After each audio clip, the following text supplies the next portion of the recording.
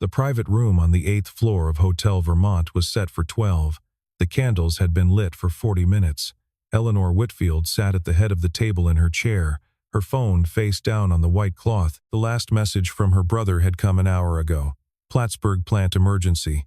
Whole board pulled in. Rain check. Ellie. After that, the messages from the others had arrived in clusters, then thinned, then stopped. She reached out and snuffed one candle between her fingers, then the second. Someone knocked. If you've ever waited at a table that no one came to, you already know how the next part begins. Stay with it. The door opened halfway. A man in a gray work shirt stood at the threshold with a toolbox in one hand and a clipboard in the other. He looked at the table first, then at her, then at the ceiling vent above the buffet cart. He apologized, said the front desk had sent him up to the adjoining suite for a temperature complaint, and that the two rooms shared a return duct on the same control loop. He hadn't realized the dividing door was unlocked on her side. He kept his voice low, the way a person speaks in a hospital room. Eleanor said nothing for a moment. She watched him take in the 12-place settings, the untouched bread baskets, the cake under its glass dome, the cluster of unopened wine. He didn't look away quickly the way people did. He didn't soften his face. He just nodded once at the vent above her head, the way a man might nod at a problem he could solve, and said he'd work next door for about 30 minutes if she didn't mind the sound of a screwdriver through the wall. She told him she didn't mind. He left the door between the rooms cracked an inch. She could hear him working. The sound was steady and small. The click of a panel released from its mount, the whir of a flow meter, the occasional low voice as he spoke to someone on the radio clipped to his belt. He was checking a static pressure reading. He gave numbers that meant nothing to her. The numbers comforted her anyway.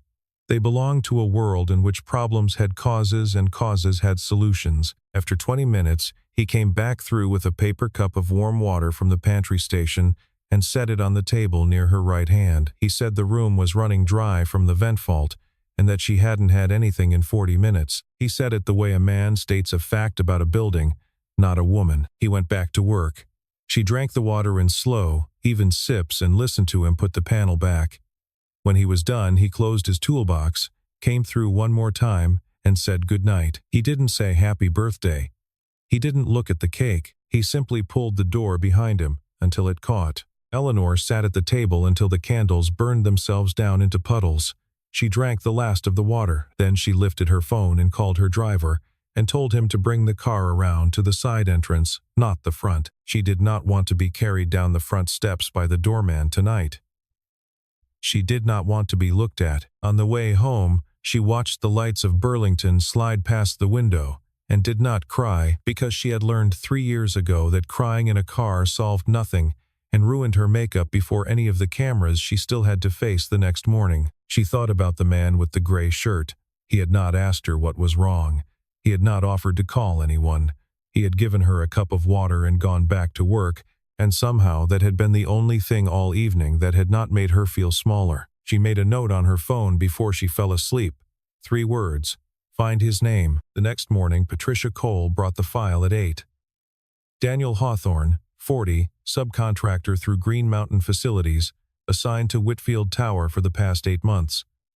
Clean record, a reference letter from a property management firm in Stowe. Daughter listed as Lily, age 8, wife deceased, 2 years prior. Address in a small town 20 minutes north along the lake. Eleanor read the file twice. Then she took the elevator down to the basement. She found him in the mechanical room behind a panel of copper pipe, sleeves rolled to the elbow, a thermal camera in his hand. He did not startle when she came in. He turned the camera off and set it on the bench like a man setting down a coffee cup. Mr. Hawthorne. Ma'am, you didn't say anything last night. You didn't need me to say anything. She studied him. He was lean in the way men who had worked with their hands were lean, with the kind of stillness that came from spending hours alone with machinery. There was a wedding ring on his left hand, worn thin at the back. His hair was going gray at the temples. He met her eyes evenly and without curiosity. What did you do before this? She said. He took a moment. The bench light was on behind him and threw his face into half shadow. Engineering. Adaptive systems. That's a broad field. Seating. Mobility. Power assist. He said it without elaboration, the way a man names a town he no longer lives in. She did not push. She thanked him for the water and rode the elevator back up. In her office, she pulled up the United States Patent Office database and typed his name. 3 patents came back: 9,847,221, 10,112,664, 10,558,903. All 3 listed Daniel R. Hawthorne as the inventor. All 3 covered the foundational tilt and recline geometry used in the chair she was sitting in. She knew the geometry because her own engineers had walked her through it the week the chair was delivered, when she had still been learning what her body could and could not do. She called the company's general counsel and asked one question. He answered in 2 minutes. Hawthorne Adaptive Systems, the licensor for 64% of Whitfield's adaptive division, had been co-founded by Daniel Hawthorne. He had sold his operating share 2 years ago and left the company. The reason listed in the public filing was personal. The patents had remained in the company's name. He had walked away from the royalty stream. Eleanor closed the laptop. She sat for a long time looking at the lake. A ferry was crossing toward the New York shore, slow against a gray wind. She did not tell anyone what she had found. She locked the patent printouts in the bottom drawer of her desk and went to her 1 o'clock meeting. That afternoon, she rode the elevator down to the basement with 2 paper cups of coffee. She found him at the same bench. She set 1 cup on the corner of his toolbox and did not say why she had come back. He picked it up and thanked her. The compressor in the corner cycled on with a low thump. They drank their coffee standing 6 feet apart and did not speak for almost a minute. She watched him watch the gauge on the wall, and she understood that he was waiting for the cycle to finish before he said anything else, because he was that kind of careful. Then she rode back up. Marcus came to her office without an appointment the next morning. He was wearing the navy suit he wore when he wanted to be taken seriously, and the expression he wore when he wanted to be taken as family. He sat across from her in the chair their father had bought 30 years ago and crossed his legs the way their father used to cross them. Ellie, Marcus, I heard there was a stranger at your dinner. The word stranger came out soft, the way a knife comes out of a drawer. She did not look up from her screen for a beat longer than was polite. When she did look up, she let him wait another beat before she answered. The whole board missed the dinner, Marcus. But you came here to ask me about a maintenance tech. I came to ask if you're all right. I'm all right. The Plattsburgh thing was real. Conveyor failure. I would have come, Ellie. You know I would have come. I know. She did not know. They both knew she did not know. He let it sit. He looked around the office at the framed engineering schematic of the original Whitfield turbine housing, the one their father had drafted by hand in 1968. He looked at it the way a man inventories furniture before a move. There's a board meeting in 3 weeks, he said. Ridgway wants a candid conversation about structural questions, representation, market perception. The accounts are asking how we present in a moving market. He let the word present hang in the air. She held his eyes until he looked away first. Put it on my calendar, she said. Through Patricia. He stood, smoothed his tie, and let himself out. He had been her older brother for 43 years, and he had been afraid of her for exactly 40 seconds, somewhere in the middle of the conversation, and they had both noticed. He closed the door behind him a quarter-inch harder than he had meant to. Eleanor sat at her desk for a long time after he left. She looked at the schematic on the wall, the turbine housing their father had drawn the year before Marcus was born. The pencil lines had faded under the glass. She remembered her father standing at the kitchen counter with a roll of tracing paper, explaining to her at 7 years old how a bearing carried load, and she remembered Marcus rolling his eyes from the doorway, because he had already heard the lecture twice that week. She remembered which child their father had taught the math to, and which child he had taught to smile for the camera. She remembered, and she did not let the memory soften what she had just heard in her office. After a while, Patricia came in and closed the door. Marcus pulled your file on Daniel Hawthorne from HR an hour before he came up here, she said. I don't know why. Eleanor opened a fresh work order on her screen. Accessibility audit. 8th floor and executive level. Lead technician Daniel Hawthorne. Scope to include doors, transition surfaces, conference room furniture, and thermal balancing. Budget $4,800, just below the threshold that required COO sign-off. She typed it cleanly and submitted it under her own signature. Patricia watched her finish. Patricia. Yes. How long have you worked for me? 14 years. 16 if you count your father. Have I ever made a decision without telling Marcus first? Patricia thought about it the way she thought about everything, which was for exactly as long as the question deserved. Not since the accident. Then make a note of the date. Patricia made the note. She did not smile, but something in her face moved that had not moved in a long time, and she carried it back to her own desk and held it there. The following Monday, Eleanor took the elevator to the basement again. The work order gave her a reason, but she did not need one anymore, and she knew it. The maintenance office was a long, narrow room with concrete walls and a folding table at one end under a fluorescent strip light. A small girl sat at the table doing homework. She had a notebook open beside her math worksheet, and the notebook was full of careful drawings of birds, each one labeled in a child's slow handwriting. Cardinal, junco, white-breasted nuthatch. The kind of birds that came to feeders in October. Eleanor stopped in the doorway. The girl looked up without surprise. You're the lady from the dinner. I am. My dad said you might come down here sometime. Eleanor wheeled in a little farther. There was a small jelly jar on the table holding a few stems of pink cosmos, the kind that grew along the roadsides outside town through the first hard frost. The girl had her hair in 2 braids, and her shoes off, and her feet hooked around the chair legs. Did you pick those? Eleanor said, on the way home from school. They're the last ones. There won't be any more until July. What's your name? Lily. Lily, do you like cosmos? They're not pretty exactly, but they're hard to kill. My mom said that was better than pretty. Eleanor did not answer right away. She looked at the cosmos, and then at the bird notebook, and then at the small, serious face of the child. And she thought about her own mother, who had died when she was 12, and she thought about how no one had said anything as honest to her in 3 years. What does your dad say about them? Eleanor asked, because she did not trust her voice for the longer question. He says they grow where nothing else will. He says that's a kind of being beautiful, but it takes longer to see. The door at the back of the office opened and Daniel came in carrying a roll of drafting paper. He stopped when he saw Eleanor. He did not apologize for his daughter being there. He did not send her away. He set the roll on the table and unrolled it across the math worksheet, and Lily, without being told, weighted the corners with 2 coffee mugs and her math eraser. It was a hand drawing of the lobby ramp, the one Eleanor used every morning to reach the elevator from the side entrance. He had measured every gradient on it in pencil, in tenths of degrees. There was a red circle near the second landing, and a notation beside it. Your back right caster slips here, he said. 2 degrees off code. Wet weather makes it worse. I thought it was the chair when I watched you come in last Tuesday. It's the ramp. The pour cured uneven when they laid it. Easy to miss. I thought it was me, Eleanor said, before she could stop herself. He did not look up from the drawing. It's not you. It's the ramp. She took the drawing. She did not thank him.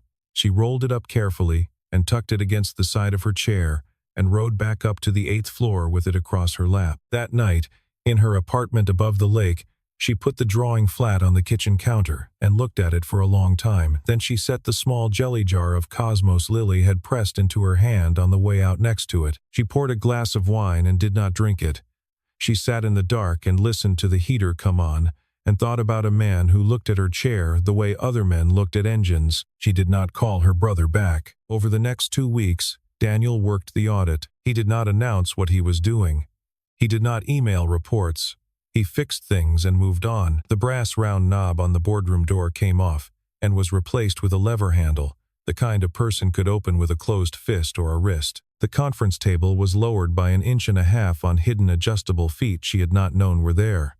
The threshold strip between the executive corridor and the boardroom, a metal plate that had caught her front casters every time she crossed it for 3 years, was ground flush with the floor and refinished. A loose tile in the corridor outside her office, the one that had clicked under her right wheel every morning, went quiet. The thermostat in her office, which had always run cold because the vent above her desk blew straight down on her shoulders, was rebalanced, so the air moved across the ceiling first and warmed before it reached her. She noticed the changes one by one. She noticed that she was noticing. She started keeping a small list in her phone, not to thank him but to be honest with herself about what had been broken for 3 years and what had not been her body. She passed him in the elevator on a Thursday afternoon. They rode down together, 4 floors, in silence. He stood at the back of the car. She sat near the front. When the doors opened, he reached out and held the open button without looking at her. And she rolled past him into the lobby, and she could smell the lake on his jacket, because he had walked back from the parking lot through the cold. The doors closed behind her, and she realized she was smiling at the dark elevator panel, and that there was no one to see it, and that this made it the first honest smile she had given anyone in a long time. She wheeled out under the lobby skylight and stopped for a moment in the slant of late afternoon light and listened to the building settle around her. The new lever handle on the boardroom door, 2 floors up, made a different sound from the old knob when it opened. She had learned to hear it. That evening, Marcus called her at home. He used his warm voice, the voice he had used when she was 9 and had broken their mother's lamp, and he had told her to go upstairs while he handled it. "Ellie, listen. People on the board are worried about you. Ridgway's been calling. The accounts are asking questions. We need to sit down before the meeting. Just the 2 of us. Dinner at the house. Diane will cook. Put it on the calendar through Patricia." "Ellie, it's me, through Patricia." She ended the call and sat in her dark living room with the lights off and looked at the small jelly jar of Cosmos she had moved to the windowsill.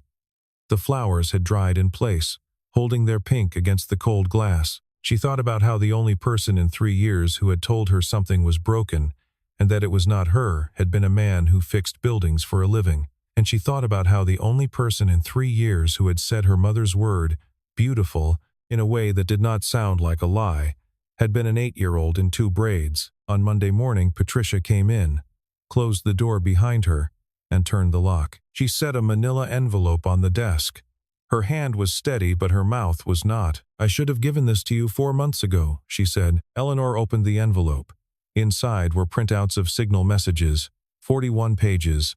The thread was Marcus and 8 of the 11 board members, going back 6 weeks. There was a photograph of a dinner receipt from the Hotel Vermont restaurant, dated the 23rd of October, time-stamped 7:42 p.m., table for 3, signed by Marcus Whitfield in blue ink. The receipt had been folded inside a maintenance work ticket. The work ticket had Daniel's signature on the bottom. Eleanor read the messages slowly. There was one line near the middle she read 3 times. "Let her sit alone that night. I want her to understand she has no one. The vote will be easier after." She set the page down. The radiator in the corner clicked once. "Patricia, how did you get the receipt?" "I didn't. He left it in the kitchen file room with the catering invoices from that week. He thought no one looked there." Daniel saw Marcus in the restaurant lobby at the hotel that night, on his way out from the HVAC call. He filed the work ticket the next morning at our front desk because it was a Whitfield billed job, and he clipped the receipt to it so the accounting would match. He didn't say anything to anyone about what it meant. I found it 3 weeks later when I was reconciling the October catering bill. "And you kept it?" "I kept it." Patricia set her hand flat on the desk. Her wedding ring caught the desk lamp. "My husband died in June. The hospital debt was cleared from the life insurance in August. Marcus stopped being able to hold anything over me 3 months ago, and I still kept it for 3 months, because I'm 58, and I have never looked for another job in my life, and I was afraid. I am telling you now because I watched you go down to the basement twice in one day 3 weeks ago, and come back different. I watched you submit a work order without his approval. I watched you stop calling him back, and I decided that if I let him take this company from you, I would not be able to live with myself for whatever time I had left." Eleanor reached across the desk and put her hand on top of Patricia's and held it there for 10 seconds. Then she picked up the desk phone and dialed an outside number she had written down on the back of a business card 3 weeks earlier and not used. "Mr. Hawthorne, it's Eleanor Whitfield. Do you have time this afternoon? I need a non-legal opinion." He came at 3. He sat across from her in the chair Marcus had sat in 3 weeks before, and he read the file. He read it slowly, the way he had read the ramp drawing, taking each page in order and not skipping ahead. When he was done, he set the stack down and aligned the edges with the side of the desk. "You don't need my opinion," he said. "You need to know you aren't alone in that room next Thursday. Would you come into the room? If you ask me, I'm asking you." He nodded once. Then he asked if he could see Patricia's photograph of the receipt again, and Patricia handed it to him, and he looked at the timestamp and the signature and the table number, and he said quietly that he had stood about 15 feet from that table on his way out of the hotel that night.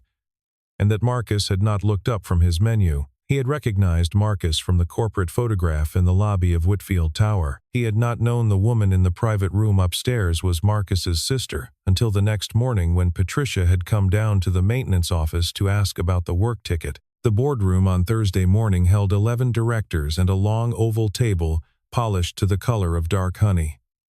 Eleanor sat at the head. Marcus sat at the far end. Patricia sat to Eleanor's right with a yellow legal pad for the minutes. The eighth chair on the right side, the one closest to Eleanor, was empty. Marcus opened with what he called a candid conversation about leadership representation in a changing market.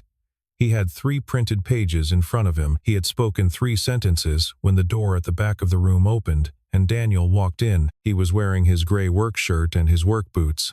He carried his toolbox. He set the toolbox down on the carpet next to the empty chair and sat down and folded his hands on the table in front of him. Marcus laughed once, a short dry sound that did not reach his eyes. "Ellie, you brought the building super to a board meeting." Eleanor did not answer him. She slid a thin folder to the center of the table.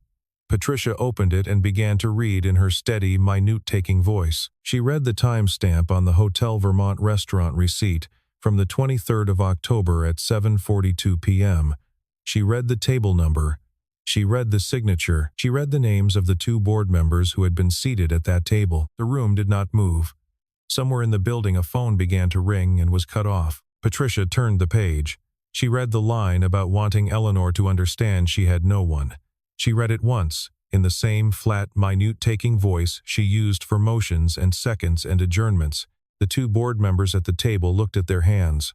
3 other names from the signal thread looked at their phones. One man at the far end of the table, a retired contractor named Howell, who had known Eleanor's father since the war, closed his eyes for a long moment and did not open them. Marcus's face did something slow.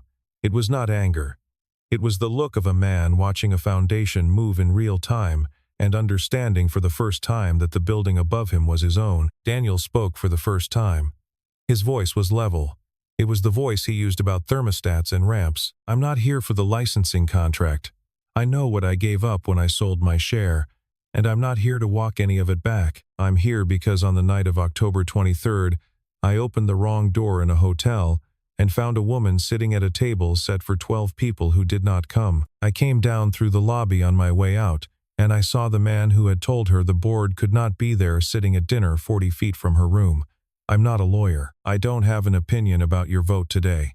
I would just like the people in this room to know what they are voting on." He sat back. The chairman of the board, a man named Ridgway, who had served under Eleanor's father for 20 years and had known Marcus since he was 6, asked for a motion to table the leadership review pending an internal review of conduct. The motion was made by Howell and seconded by a woman named Castellanos, who had been one of the names on the signal thread and who did not look at Marcus when she seconded it. The motion carried 9-2. Marcus's was one of the 2. The meeting adjourned at 10:40 in the morning.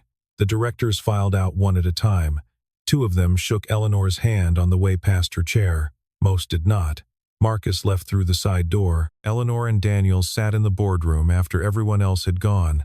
The cleaning staff would come in 20 minutes. Light came in through the tall windows on the western side of the building and fell across the table in a long pale band. Outside, the lake was the color of slate, and the ferry was crossing again, slow against the same gray wind from the morning of the patent search. She did not look at him when she spoke. "Why didn't you tell me about the patents the first day?" He thought about it. "Because you didn't come find me to be rescued. You came to find out who I was." She turned her chair to the window. She could see her own reflection faintly in the glass, and she could see his reflection beside hers, and she watched both for a moment. "Why did you sell?" He was quiet for a while. "My wife was sick. I wanted to be at the kitchen table at 6 in the morning when she came down for her tea, and I wanted to be at the door at 3 when Lily came home from school, and I could not do both those things and run a company. So, I sold the part that was the company and kept the part that was the work, and the work fits in a toolbox. I came back to Burlington because my wife's mother is here, and Lily needs a grandmother. You took a maintenance job. I took a job with regular hours that I'm good at. I have enough money. I needed a schedule." He paused. "The first 6 months after she died, I couldn't think in straight lines. A maintenance ticket is a straight line. Find the fault, fix the fault, sign the sheet. There's a man at the bottom of the building who tells you what is broken, and you go fix it, and then it isn't broken anymore. I needed that for a while. I think I needed it longer than I admitted to myself. She nodded slowly. She did not turn around. The ferry on the lake had reached the middle of the crossing. My father died in the same car, she said. I was driving. The other driver ran the light. The insurance found everyone clean. The doctors found my legs unrecoverable. Marcus found a way to be in charge of the company before the funeral. Daniel did not say he was sorry. She was grateful. He just waited. I haven't said that sentence out loud in 3 years, she said. You don't have to say it again. Once is enough. She turned the chair a few degrees back toward the window. The ferry had passed the midpoint and was visible to her now only as a smear of white against the gray. Next year on the 23rd, she said, I'm going to book that same room. 2 place settings. Would you be free? 3 settings. She turned her chair partway back toward him. Lily will be upset if she isn't invited, he said. Eleanor laughed. It was a short laugh and a quiet one, and it surprised her more than it surprised him. She had not laughed without someone billing for the privilege in a very long time. She did not try to explain that to him. She did not need to. That evening, after she had gone home and not turned on the television and not eaten dinner, Patricia sent an email. One line, 23 years ago your father told me that good people come through the doors you forget to lock. I had forgotten that sentence until this week. Eleanor read it twice. She did not reply. She turned off her office light on her phone, the small remote app her engineers had installed for her 2 years ago, and she stayed in her dark apartment until the moon came up over the lake. On Saturday, Daniel invited her to the house. It was a small cedar place on the eastern shore of the lake, 20 minutes north of town, set back among the white pines with a view of the water through the trees. There was a new ramp at the front door that he had built the night before. The wood was still raw at the cut ends. He had not stained it. He had built it level and true and a foot wider than code, and he had set rubber treads into the surface so the wheels would not slip in the rain. Lily was waiting at the door with her hands behind her back. She had on a sweater Eleanor recognized from the basement office, a wool cardigan 2 sizes too big. The sleeves rolled up to her wrists. She gave Eleanor a notebook, not the bird notebook, a new one, bound in heavy cardboard, the cover decorated with pressed cosmos petals under a layer of clear tape. She opened it to the first page. Cosmos, grows wild, hard to kill. Eleanor Whitfield, October 23rd. Underneath, in slightly different handwriting, the same words again, in a careful adult print. Daniel had added them. I think you're a kind, Lily said. You should be in the book. Eleanor took the notebook in both hands and did not say anything for a full minute. Daniel stood in the doorway with one hand on the frame and did not interrupt. Lily, satisfied with how the gift had been received, went to look at the birds at the feeder on the porch. Eleanor turned the page. There were more entries. Each entry had a name, a description, and a date. The first one in the book was Hannah Hawthorne, February 14th. Below it, in Daniel's hand, the description read, Loved Cosmos, loved them because they grew where nothing else would. Eleanor closed the notebook very gently and held it against her chest and looked at Daniel and did not say anything, and he did not say anything, and the moment passed without language. The internal review took 11 weeks. Marcus was suspended as COO pending its outcome. He did not resign. He hired an attorney from Boston and disputed every finding line by line. The matter went into the slow private machinery that family companies use to break themselves apart. Eleanor did not enjoy any of it. He was still her brother. They had ridden the same school bus for a decade. They had buried their father together. The not enjoying did not change what had to be done. She told Daniel about it on a walk along the lake path in early December. The path had been plowed clear, but a thin glaze of ice covered the boards near the rail. He walked on her left side, on the ice side, without making a thing of it. He listened without offering advice. He said one thing, near the end of the walk, when they had stopped to watch a flight of mergansers come in low across the gray water. You're not losing a brother. You lost him 3 years ago when the car turned over. You're just done pretending you didn't. She did not answer him. She reached out without looking and laid her gloved hand on the back of his wrist for the length of one slow breath. The wool of his coat was rough. He did not move, then she pulled it back. They walked on. Lily was 20 yards ahead of them with her bird notebook open, counting buffleheads on the cove. A year passed. The internal review concluded in early February. Marcus accepted a severance and a non-compete and did not contest the final terms. He moved to Connecticut in the spring. He sent Eleanor a card on her birthday at the end of October. The card said only, "I was wrong, Ellie." She read it and put it in a drawer and did not know what she felt about it, which she understood was honest. Patricia retired in May. She moved to Maine to be near her sister and sent Eleanor a postcard every month, always with a different bird on the front, none of them annotated. Eleanor pinned them in a row on the inside of her office closet door. Daniel kept the maintenance job for 9 more months and then took a consulting role with the adaptive division 2 days a week on his own term. The other 3 days he was at home with Lily, or he was at the Cedar House working on a workshop he was building in the back. He did not move into the city. Eleanor did not ask him to. The 23rd of October came around again. The private room on the 8th floor of Hotel Vermont was set for 3. The candles were lit. Outside the window, the lake was the color of pewter, and the maples on the far shore had gone the rust color they went the second week of October every year. Lily sat to Eleanor's left with a new bird notebook, hardbound this time, the spine sewn by hand by her father. She was counting the herons standing on the breakwater out the window and had reached 11. She was 9 now. Her hair was longer. Her 2 braids had become 1. Daniel sat to Eleanor's right. He was reading the menu the way he read everything, slowly and in order, without skipping. He was wearing a clean shirt, not the gray work shirt, but a soft blue one Lily had picked out for him at a store in town the week before. A delivery had arrived an hour earlier. A bouquet of pink cosmos from Maine, where Patricia had moved in the spring to be near her sister. There was a card. It said only, "For the table, P." Daniel leaned forward and straightened one of the candles that had tilted a quarter-inch toward the breadbasket. The back of his hand brushed Eleanor's for half a second. Neither of them moved their hands away. The candle stayed straight. Lily, at the window, was on heron number 13 and not looking. Eleanor looked down at the table. 12 place settings the year before, 3 this year. She thought about the number for a moment and decided she preferred 3. She thought about the woman who had sat at this same table a year ago and snuffed candles between her fingers and called her driver to the side entrance, and she thought about how that woman had not died exactly but had been quietly replaced over the course of 3 weeks in October by a woman who knew the difference between being alone and sitting with 2 people. She picked up her water glass. Lily, without looking back, picked up hers. Daniel, who had been waiting, picked up his. Neither of them had been looking.